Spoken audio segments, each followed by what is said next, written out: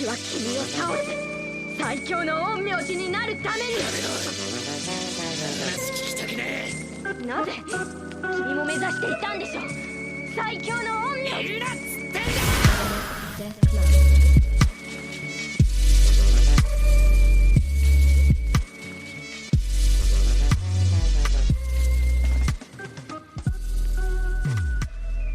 Hey everybody, welcome back to the podcast. Danny here. Today I'm talking to you about Twin Star Exorcists. So Twin Star Exorcist is written by Yoshiaki Sukeno and published in Jump Square, and that is one of the big monthly magazines that Jump has to offer. So we got Claymore, we got Seraph of the End, Rosario Vampire, and many, many more. This came out in 2013, currently ongoing with 92 chapters as of this moment. So let's go ahead and get into this, man. This story revolves around the fate of three specific characters. Our main character, Rokuro, who lives in a dormitory where they are raised to become exorcists. However, Roku does not want to be an exorcist. He'd rather do something else to make him basically popular with the ladies. And that's where a lot of the humor comes in initially. And the reason he doesn't want to be an exorcist is because of the thing that happened to his past in the previous dormitory he was at. And the cause of that was by his friend Yuto, who was messing around and casted a spell known as the Kigare Curse. Now, Kigare are the main enemies of this series. They are more or less negative manifestation of humanity and their sins. And they take on like these monstrous forms, and they live in this realm called Magane.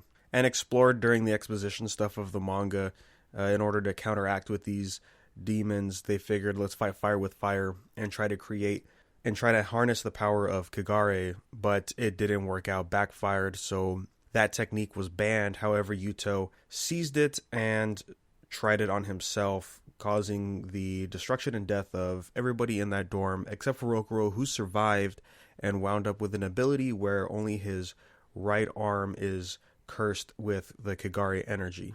And because of that incident, he decided that I will never be an exorcist again. As he's walking back home, he looks up into the sky and sees this girl fall from the sky into the river, tries to save her, but he can't swim. More comedic stuff there.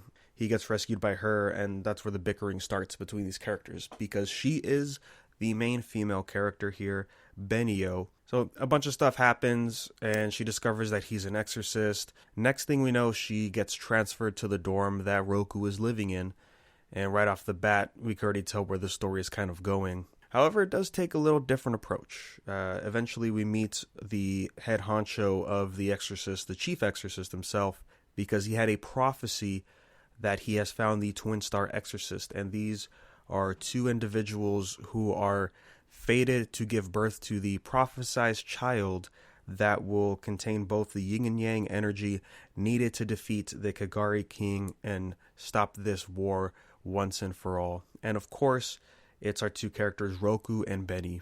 And that is basically the main premise of the series here. And that's basically the main premise of the series, these two characters coming together and understanding that they have to get married and have a child in order to stop this war that's been going on for thousands of years. It has the usual stuff you would expect when it comes to a series like this. I was thinking a lot of Nisekoi because it's very similar, right? Two characters meet unexpectedly, and right off the bat, they're already butting heads. Next thing you know, like they have to play this game of where they have to be in a relationship. And then eventually along the line, I figured it's going to go the same route, right? There is harem aspect stuff in here because it is a shonen series. So I figured, okay, we're going to get some time with all the girls. There's going to be butting heads with them and Benio. Benny is going to understand her feelings for Roku, and then eventually Roku's going to do the same. And then at the end of the series, we would get the epilogue where they finally get married and have their child. That is not the case here. The interesting thing about this series is that it's in a 3-part structure. And the way you can define the parts is because there are 2 time skips in here. You never really see that happen. It's very rare. Sure, shonen series, they could do a lot of time skips. It's not uncommon. But to get a second one, you never see it happen. The only times I would ever see it happen is during epilogues. We see our characters grow up into adults, or we just see what they've been doing since they saved the day. I think it's really great how it's set up like this, because in the beginning, it is what it is, set up. We're getting our motivations, we're understanding our backstories between Roku and Benny, and how they actually have a lot more things in common, and their determination is what drives them both together. And then while all this is happening, of course, to add more into the comedic bits of it for the shipping and the relationships, they're forced to live in a house together. So I think with that, and then them getting closer and understanding each other, that's where we start sprouting the feelings for both of them. It happened a lot faster than I thought, but the reason is we have to get it out of the way now so we can focus on the real stuff in the second part. And kudos to our mangaka here, because that is something I wasn't expecting, for sure. It's not something you would see. It works out great, and mainly because the second act, it's all high action. We're actually getting deeper into the lore of the whole universe here. What's going on with the Kagare? Why is Magane formed? There's these high-tier enemies called Basara, which are basically Arankars. They are Kagare that's consumed so much spiritual energy that they become more human-like and therefore more powerful. So we're getting all of that in here. The reason why we had to put the feelings to a stop is because both Roku and Benny, they both go their separate paths in order to get stronger on their own. Well, something happens in the beginning of the second act that causes them to split, and that is just to get them further onto the road that they're destined to be on. I was expecting a 60-40-ish ratio of screen time between Roku and Benny, since they are in different locations, but it's more like 80-20, favoring Roku. And I think that's because he's in the specific area where all the new characters are introduced, we're understanding more powers, and really where the rest of the series is going to be taking place.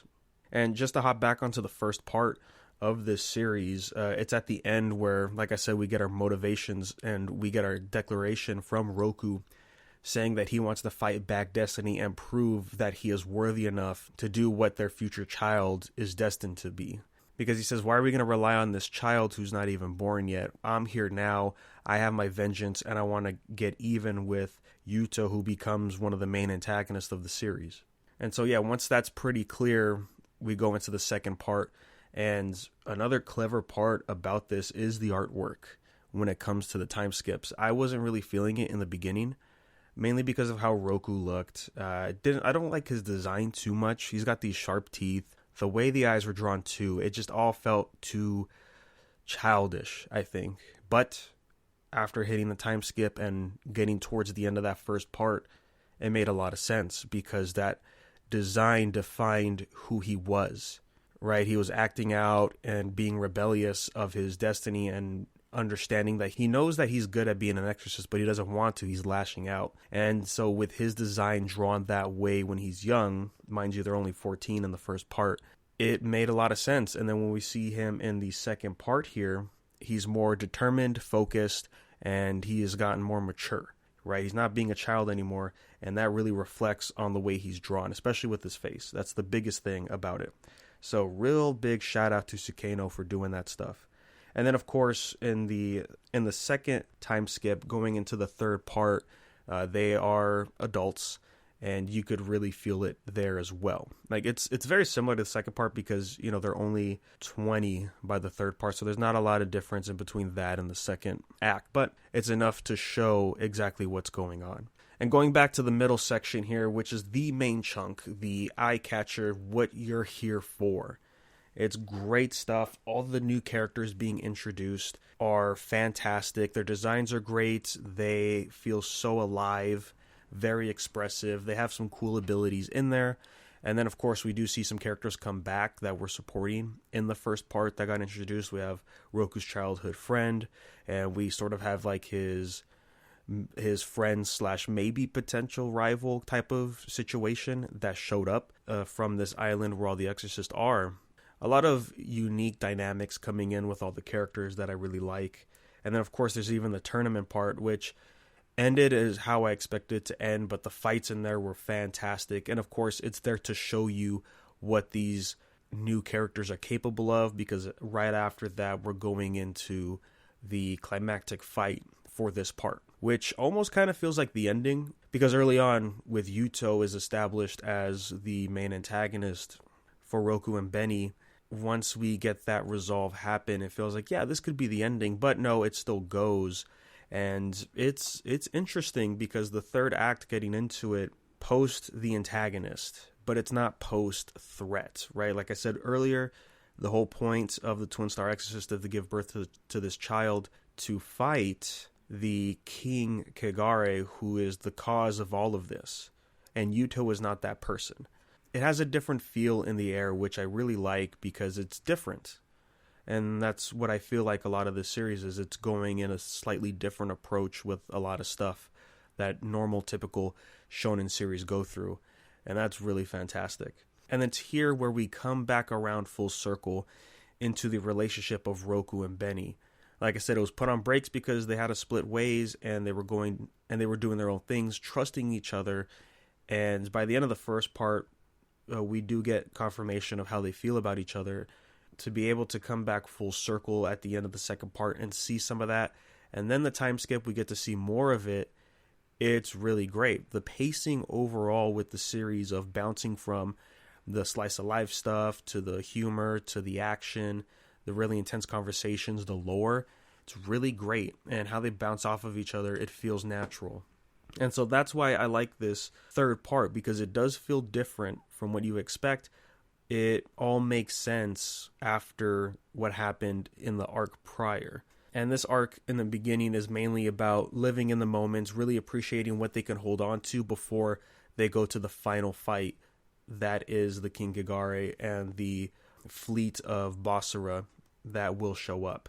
And where we're at currently, we're right in the beginning of the final fight. And I gotta say, it's crazy to see the power scales It's crazy to see the power scaling tipped in one favor versus the other. Usually, when we see fights like this, like Bleach, for example, like I mentioned, we have the Arankars, and then we have all the captains in Soul Society.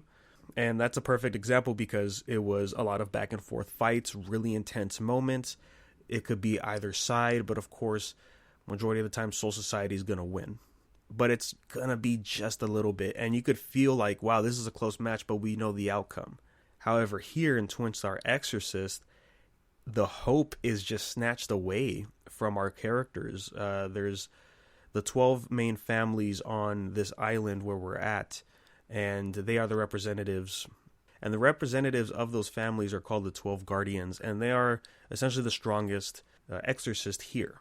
When we first see the 12 Guardians fight the Basara, initially it's like, wow, this is crazy. Like, we just got introduced to these characters and understanding how strong they are, and then seeing the Basara really do some damage, it kind of gives you that despair of like, wow, a lot of people aren't going to make it. And to my big surprise was there's a lot of death in here.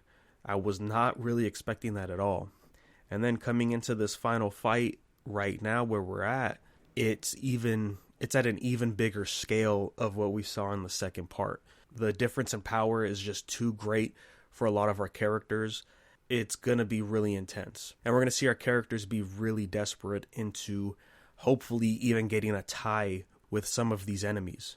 And that's not all we really have going on. There was some more stuff teased and hinted in this final section that we're probably going to explore more in the middle of all this chaos. So overall, I think Tsukeno here is doing a fantastic job with this series.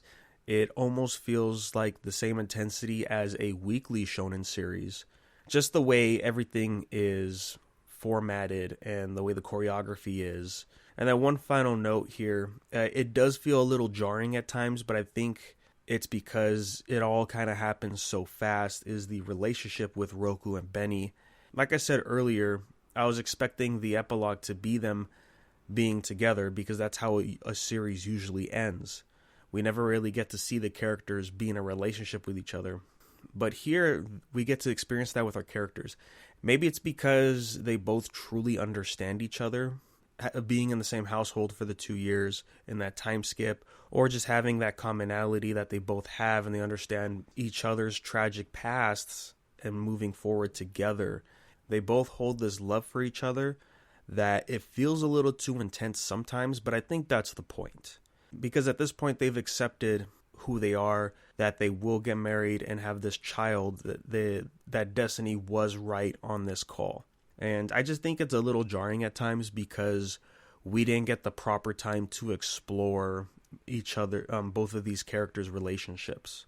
It just happened, like I said, they had to set it up really fast because there's going to be because in the middle section, they're not going to be together, so we're not going to have enough time to do that. And so they have to hold on that love they have for each other until they can meet again towards the end of the second act. And there are a couple special chapters that do explore that do help. It slows down just a little bit to give you what you're wanting at those times. And I'll be remiss if I didn't mention this. This has to be the first series I've read that has had this. It was for a wholesome reason, so I give him a pass for this. Sukeno was offered to do an advertisement for a mattress company. The main reason he wanted to do it was because he could get more of those scenes with Roku and Benny. To me, it was wild. Like, sure, there's cross-promotion with manga all the time, but it's usually just artwork. But the fact that they drew sort of like a one-shot about trying to buy a mattress and it being super wholesome and all of that was... You never see that happen, man. It was something else. So overall, yes, I do recommend checking out Twin Star Exorcist. It took a turn I wasn't expecting. It was for the better.